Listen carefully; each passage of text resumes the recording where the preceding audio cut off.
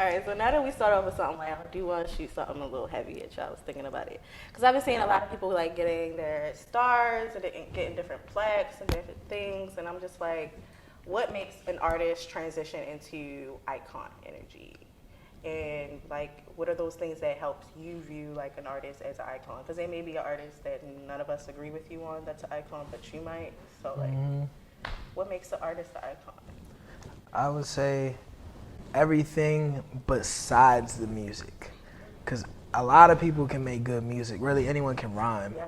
So when you have the brand, when you have the marketing, when you have the energy, the aura, the way you walk and talk, the way you're personable, the way you can control the energy in the room, that's what makes you an icon.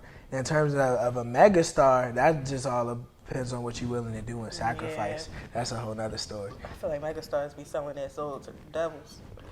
Yeah, in a sense, but yeah, I mean, you definitely gonna have to make some choices and sacrifices. It's about what you're willing to do. Yeah. I feel like icons now. Correct me if I was wrong for y'all, but when we was younger, I feel like icons were always people that were dead. Like, I always compared icons to legends, and every time they gave them their flowers, they always happen to be dead or like really, really old and can't show up. Mm-hmm. But now I'm noticing like they're getting younger. Do you think that's positive for the culture? I think it's because, like, okay, back then it was, you couldn't, like, music wasn't so easily accessible. You had to, like, bootleg it off of a website and then download it to your MP3 player. Now I can go on YouTube, SoundCloud, pull up a random fucking artist from Switzerland, and they actually have some good songs. And I think to make an artist, or to say an artist is, like, iconic, you have to be that, an artist. You have to be able to change your music genre and still keep your audience like with you. Like, take into account Childish Gambino constantly changed his genre. Like, it kind of shifted from like old school, new school rap, like classic rap, story rap, funny rap. Doja Cat, same way. When she started off, her shit was like kind of like healing, and then it went to, you know, goofy shit, and now it's where she is now. No, it's been goofy. When she came out with Moo Moo Moo. Yeah, like that was when she was on her goofy shit. But like, look at her albums now, you're like, yeah, okay, this is Lady Gaga. She literally went from whatever the fuck that was, wearing a fucking meat dress, to iconic. Okay, love Mama Monster, still weird as fuck. Meat dress to, oh, I'm gonna do rock. To, oh, I'm gonna do punk rock. To, I'm literally gonna do country. To like, yeah. Let's turn his face too. Yeah, that's why I was like, hold on, wait a second. Zay is quiet. He's like that person where he's like, this is too quiet. What are you up to? I mean, it's not crazy. I can agree with Mark. It's the everything that's outside the music. It's the outreach. Personally, like, it's like, what are you doing outside from the music? Because at the end of the day, Michael Jackson's an icon, and you can't say he's not. You say that in a lot of these rounds, and you'll get smacked. But at the end of the day, I'm trying to think. You got a lot of people that would say R. Kelly is an icon, and look, he's locked up for now. I'm just saying. That's not why he's locked up, not because he's iconic, but some people will argue that. That nigga's locked up. If you watch Survivor R. Kelly, some people will argue that.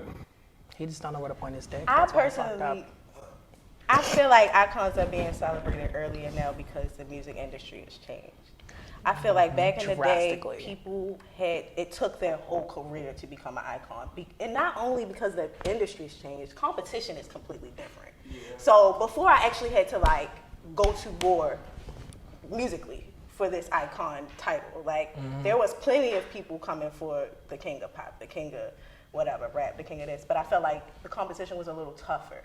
And so you had to beat out a lot of artists that really was on the same level as you, if not in some arenas better, but somehow you kind of nicked in front of them and got the title. That's really what you're willing to do at that point, because you don't even write most of your songs once you get to that point, really.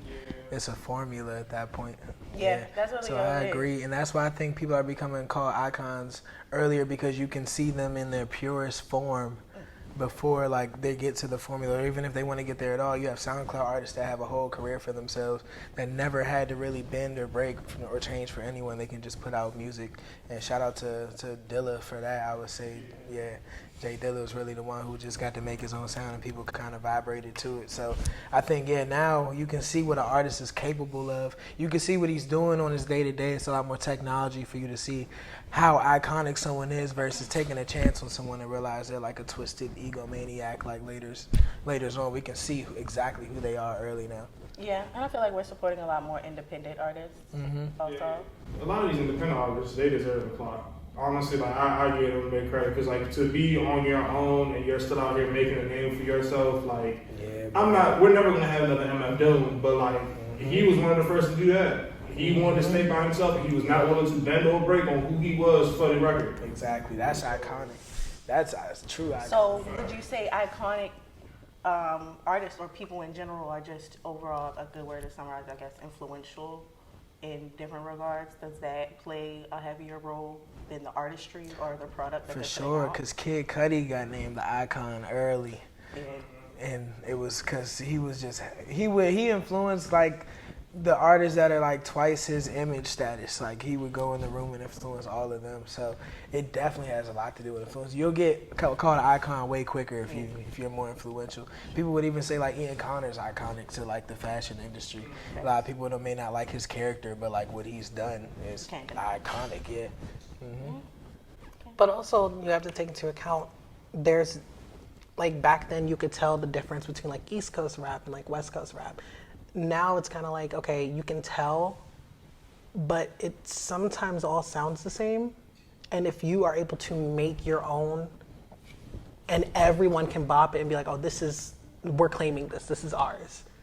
And everyone likes it, that's iconic. Does that make sense? Well, I don't know if at that point, I mean, it's an iconic move. Like, I will say it contributes to you becoming an icon, for sure.